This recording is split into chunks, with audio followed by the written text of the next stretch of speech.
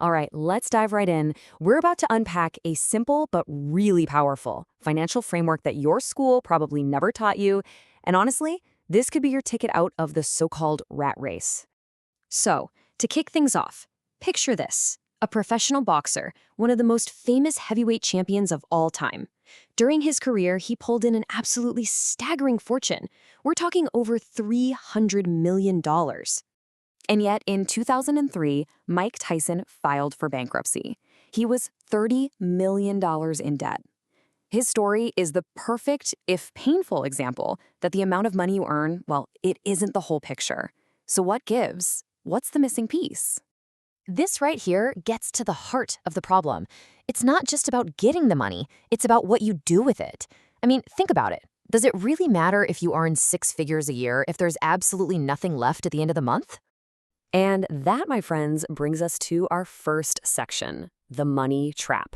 Because before you can even think about finding a solution, you've got to correctly identify the real problem. You know, when we say rat race, most people's minds jump straight to hating their 9-to-5 job.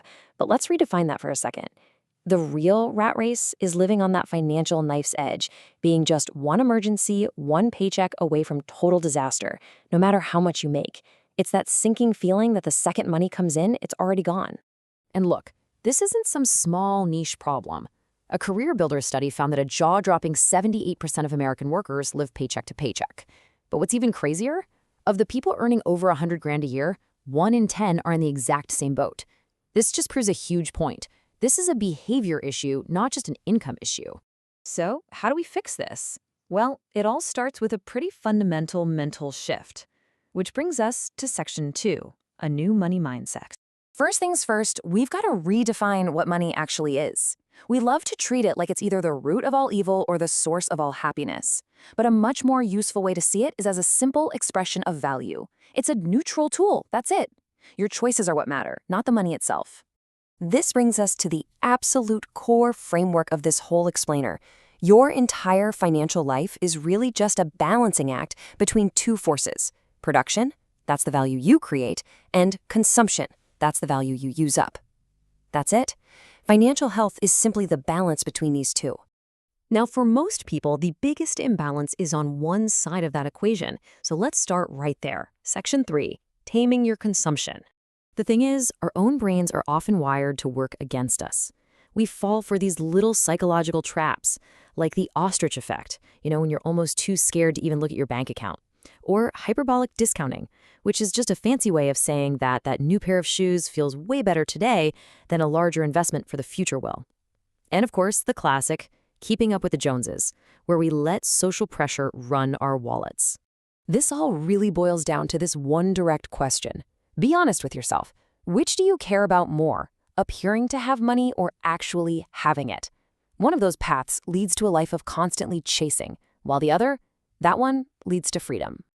Okay, so how do you actually take control? Here's a simple 3-step plan. First, you have to track everything. Just build that awareness of where your money is really going. Second, create a budget. Tell your money where to go instead of wondering where it all went.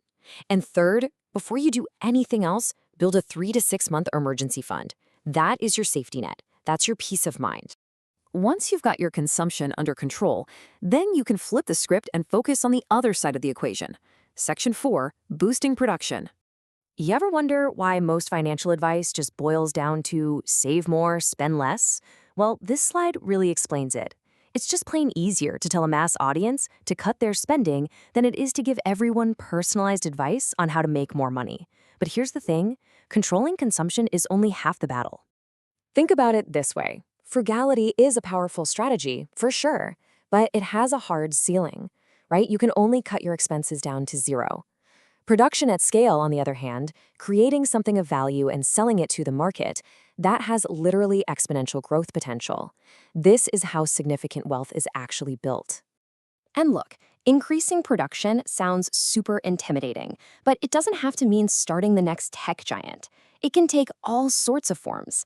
Absolutely crushing it at your primary job, starting a side hustle, developing a new high-value skill, or starting a business or creating content. It's all about finding ways to provide more value out there in the market. So you put these two pieces together, you get your consumption under control, and you boost your production, and suddenly you have a clear roadmap. Which brings us to our final section, your path to freedom. Ultimately, when you strip everything else away, it's all about this balance. Financial freedom isn't some magic number sitting in a bank account. Nope. It's a state you achieve when you consciously and actively manage the relationship between what you produce and what you consume. Let's end on this really powerful quote from Fight Club. The things you own end up owning you. When your consumption runs wild, your possessions become your master. Your job stops being a choice and it becomes a necessity, just to fund your lifestyle. That right there is the true rat race. So, the final question is for you. Based on your habits, on your mindset, right now, which life are you building? Are you building a life of appearances, or are you building a life of freedom? The choice, as always, is yours.